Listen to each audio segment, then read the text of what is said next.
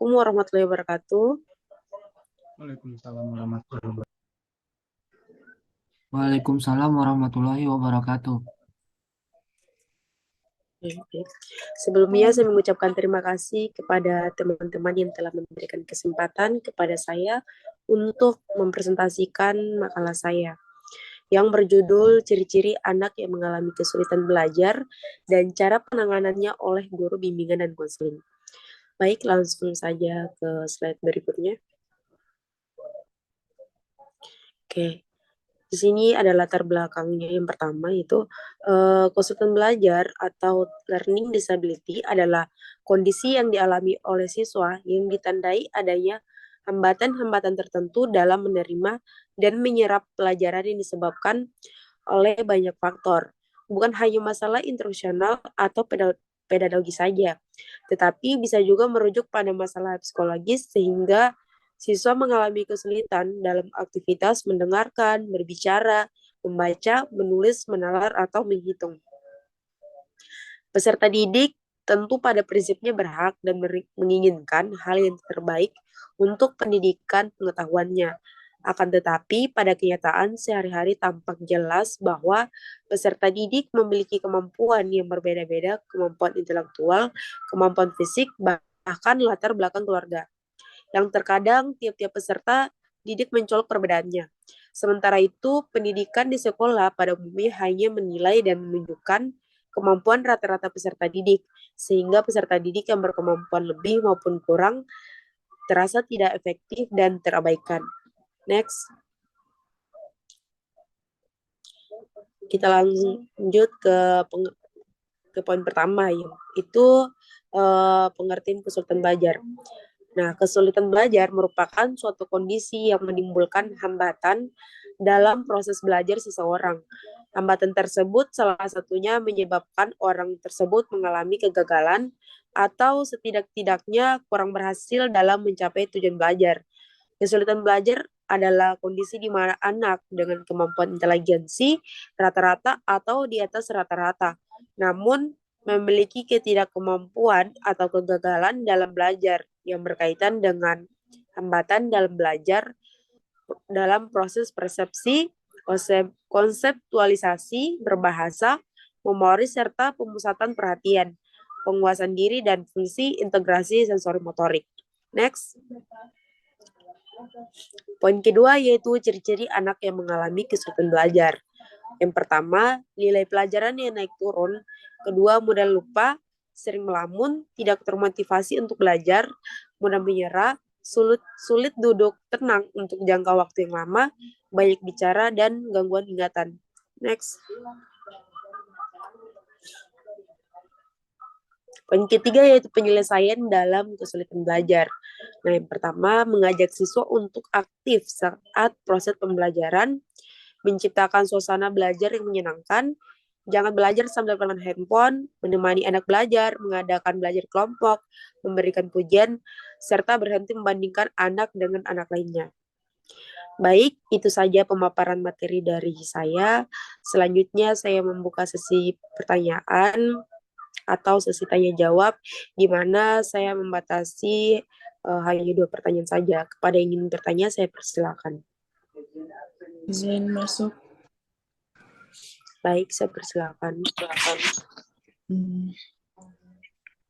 Baik, terima kasih atas kesempatannya. Perkenalkan, nama saya Nur Azana dan Stambuk A1Q12081.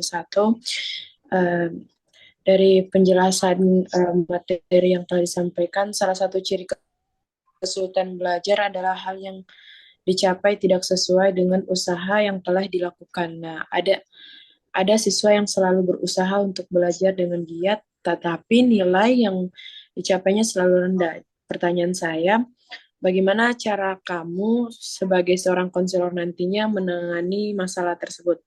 Terima kasih. Oke, baik, terima kasih. Untuk pertanyaan kedua. Oke, baik, saya persilakan. Muhammad Fadin, Rambut A1Q12080. Pertanyaan saya, faktor-faktor apa saja yang mempengaruhi kesulitan belajar? Mungkin itu saja. Baik, terima kasih kepada saudara dan saudari yang telah mengajukan pertanyaan kepada saya. Mungkin saya langsung jawab pertanyaan dari saudari Nurazana. Gimana pertanyaannya itu bagaimana cara kalian sebagai seorang konselor atau saya sebagai seorang konselor menangani masalah tersebut, yaitu kesulitan belajar. Nah, hal yang pertama yang dapat saya lakukan yaitu jika saya sebagai seorang konselor, hal yang pertama adalah mendiagnostik kesulitan pada klien atau peserta didik dengan melakukan tes diagnostik dan hasil tesnya dijadikan sebagai acuan untuk mengatasi dalam hal tersebut. Yang kedua yaitu kita sebagai seorang konselor harus mengenal karakter klien atau karakter peserta didik agar dapat merancang solusi yang tepat dan sesuai dengan karakter klien. Yang terakhir yaitu kita mendiskusikan dengan orang tua maupun guru mata pelajaran terkait untuk memberikan les tambahan ataupun bimbel dengan metode yang lebih ringan namun efektif. Misalnya menganjurkan klien membuat catatan penting atau mind mapping dan lebih sering melakukan evaluasi pembelajaran yang telah dilakukan agar senantiasa menyegarkan ingatan klien yang akhirnya membantu klien mengatasi kesulitan belajarnya tersebut. Mungkin itu saja jawaban dari saya. Saya kembalikan ke saudari penanya bagaimana?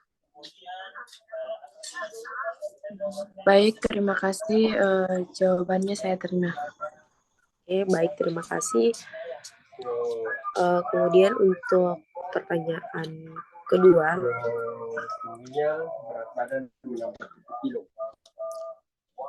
mungkin bisa sedikit memberikan saya waktu untuk memberikan jawaban yang tepat.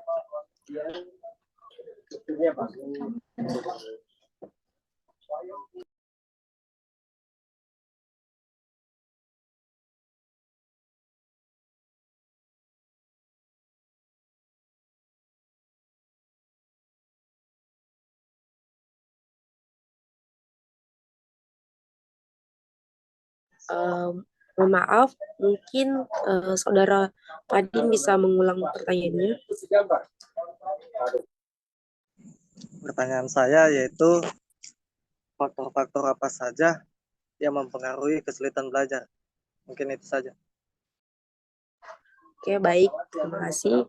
Jadi faktor-faktor yang mempengaruhi dalam kesulitan belajar yang ada dua. Yang pertama yaitu faktor internal dan faktor eksternal, di mana faktor internal yaitu faktor yang berasal dari dalam diri pelajar yang meliputi seperti kemampuan intelektual atau seperti kayak afeksi seperti perasaan dan percaya diri, motivasi, kematangan untuk belajar, usia, jenis kelamin, kebiasaan belajar, kemampuan mengingat, dan kemampuan penginderaan seperti melihat, mendengarkan, dan merasakan. Kemudian untuk faktor eksternal, yaitu faktor yang berasal dari luar pelajar, yang meliputi kualitas pembelajaran, instrumen atau fasilitas pembelajaran baik yang berupa hardware maupun software, serta lingkungan, baik lingkungan sosial maupun lingkungan alam. Mungkin itu saja sedikit atau penjelasan dari saya. Saya kembalikan ke saudara penanya. Bagaimana?